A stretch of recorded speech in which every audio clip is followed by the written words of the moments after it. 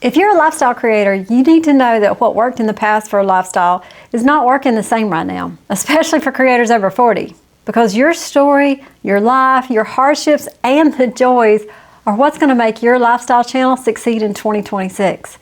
But there is a right way and a wrong way to proceed. And there are lifestyle creators that are sitting on some of the most compelling content on YouTube right now, and they don't see it.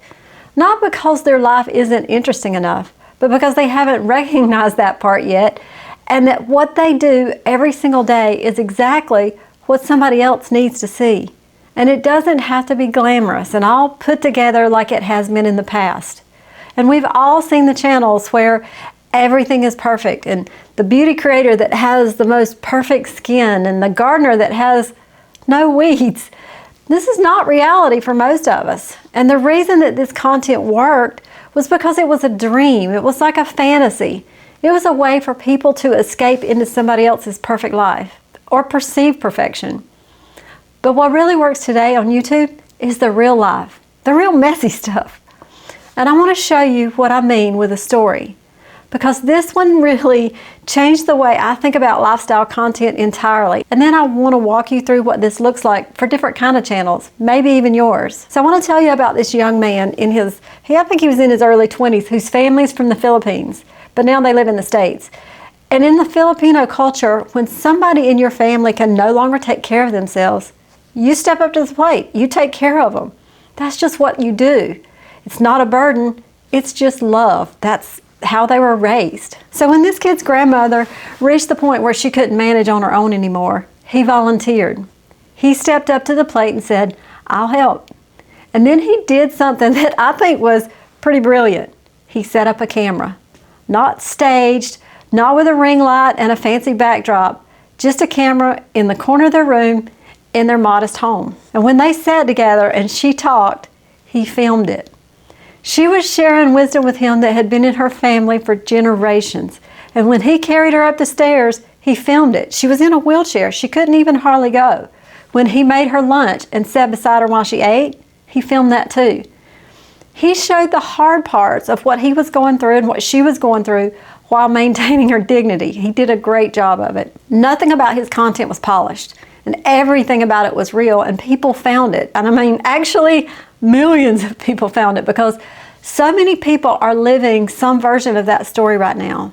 Some of them are doing the caregiving, and they've never seen it on camera, like reflected back at them, what they're actually doing. Some are just curious about what it actually feels like in that position. And some of them lost somebody, and they wish they had recorded something like that as a legacy of their grandparents. But they all fell in love with grandma, and people begged for more grandma. And he was able to monetize through elder care sponsorships. He sold grandma merchandise of all things, and was able to give grandma better care because of it. Now that channel worked because there was no distance between who he was and what you saw on the screen. What you saw was exactly what was happening in real life. So hold on to that idea, because that's what we're going to be building towards in this video. And that perfect content that I talked about earlier, it's hard to make. It takes many retakes, it takes many camera angles, the perfect music in the background, the amazing editing that goes along with it. And for creators over 40, it's not always realistic to have to work that hard. We need speed, we need ease, and we need real, not created perfection. And the hard part of your day is your content. Here's what most lifestyle creators miss.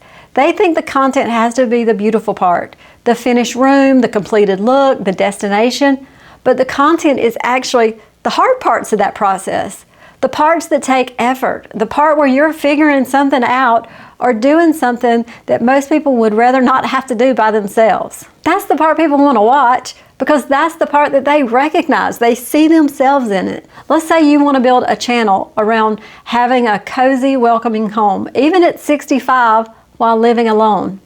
The content isn't just a pretty candle and a throw blanket. It's figuring out how to change a light bulb 10 feet in the air when there's nobody there to hold a ladder for you. It's putting together a piece of furniture you bought yourself, and you assembled it all by yourself because That's just what your life looks like now. These aren't just B-roll videos that you add into your content. These are the videos, because there are millions of people in the exact situation who've never seen themselves on YouTube. The things that you used to have help with and now don't, that's a channel.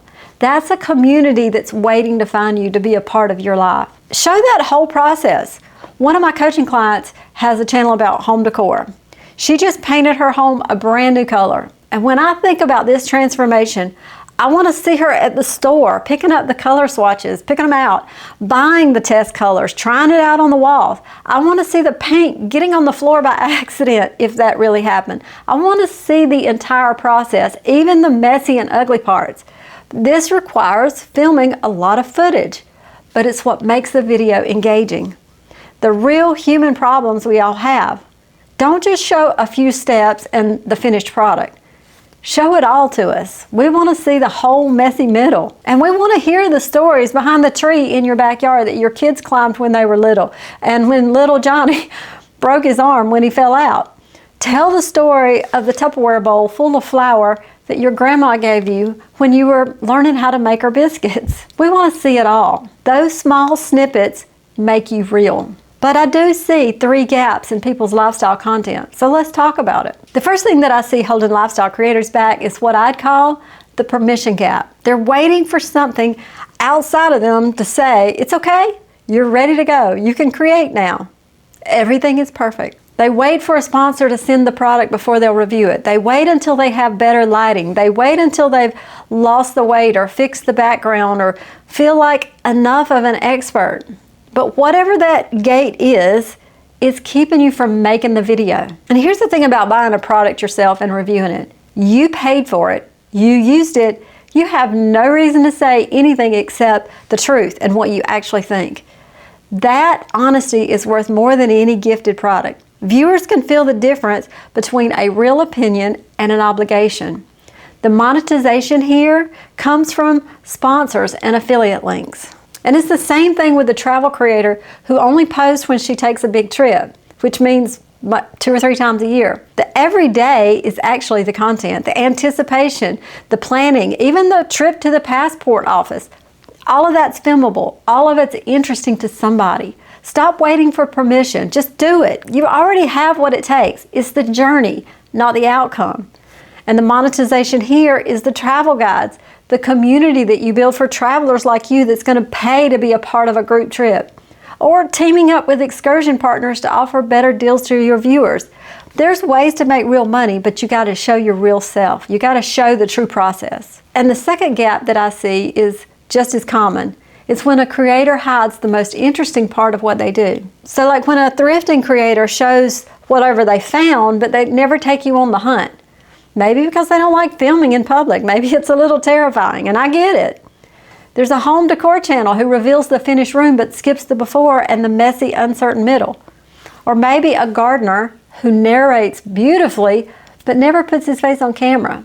There's nobody to root for when that happens. People don't really know you that well. When the person disappears from the content, viewers can feel it, even if they can't name what's actually missing. The transformation is only interesting because a real person is moving through it. Now, I want to say something about voiceovers here because it gets a bad rap and it doesn't deserve all of it. A voiceover is an amazing tool when you have strong footage that carries the story on its own. It doesn't even need your voice because the video is amazing. But when what's on screen is moving and visually interesting and the narration is just adding content, or maybe adding a feeling to what we're already seeing, that works really, really well. Think about a makeup creator who films her entire prep routine before she even sits down at the mirror. How she's laying out her products, how she's setting up the camera, the ritual of starting the video. And that footage can actually be genuinely beautiful. And a warm voiceover over top of that, it works. And you don't have to be on camera every single second. You just have to be present in the story. Where voiceover becomes a problem is when it's being used as a replacement for being seen. When the footage on its own isn't strong enough to hold attention and all the narration is doing the heavy lifting, that's when viewers start to drift off. The fix in that case isn't to get rid of the voiceover, it's to get more footage, more moments, more of the real thing that's actually happening. And gap number 3 is the niche gap. Most lifestyle creators who aren't growing think they're too specific. And almost every time the opposite is true. They're not specific enough. And I know I talk about this in so many of my videos. Lifestyle though is not a niche. Home decor is not a niche. Makeup and beauty is not a niche. Those are categories. A niche is the specific person living the specific life that only they can show. A woman over 60 who thrifts on a fixed income and is figuring out how to make her apartment feel like a home, that's a niche. A plus size woman over 50 who not only shows what fits and flatters her body, but shows what doesn't, that's a niche. And the couple that cook together as empty nesters, that's also a niche. That constraint is almost always the one thing that makes your channel specific enough to grow. The more particular your situation, the more findable you become, because you're the only one living it exactly this way. So here's what I want you to take from all this. Most lifestyle creators who are stuck think the problem is outside of their control. They think it's the algorithm or their equipment or their timing. And sometimes those things do matter. But most of the time, the content that people are already searching for is already happening in your real life. It just hasn't been filmed yet. You haven't filmed it. And the young man and his grandmother, they didn't have a content strategy. Believe me, they had a relationship and a camera. And what made it work was there was no gap between the real thing happening and what ended up on camera. And that's available to you too. YouTube right now rewards specificity and honesty more than it rewards polish. The creators who are growing aren't the ones with the best equipment. They're the ones who stopped trying to make content that looks like YouTube and started making content that looks like real life. And they filmed it with intention. They put a camera everywhere. And that's the whole thing. Film the hard part. Show the real parts. Trust that your specific situation is interesting to somebody, because it is. And if you want to learn how to make money from your lifestyle channel, you can watch this video next where I go into pretty good detail about it. And I'll see you on the next one. Bye.